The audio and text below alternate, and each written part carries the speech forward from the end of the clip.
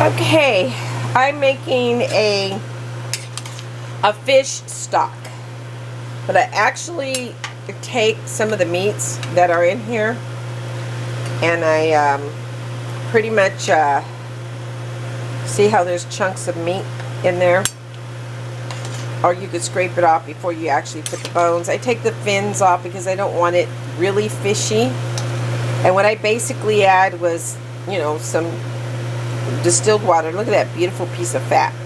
That's a beautiful piece of fat there from the fish. Beautiful. It's going to give it a nice flavor.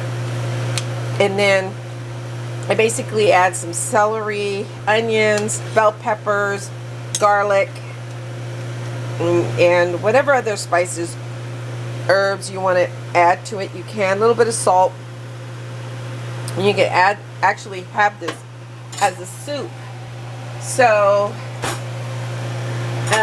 the fish stock, it's really good to have, like, if you want to make like a Thai soup. That's so delicious, and it's very nutritional.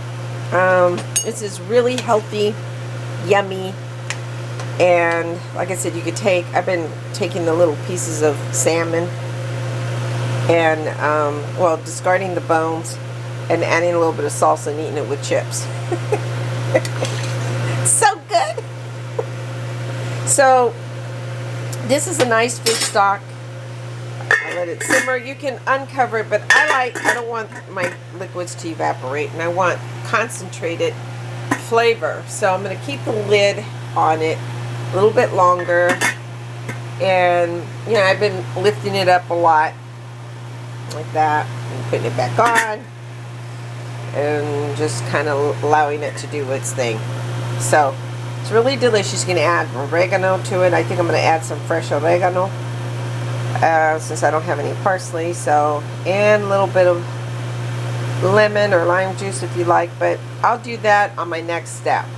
So this is just going to be like the beginning. This is just flavoring up your meat so that you can take it to the next level and make a soup or whatever you like. Or you could just eat the broth just like that. Yum! It's delicious. Alright, talk to you later. Bye.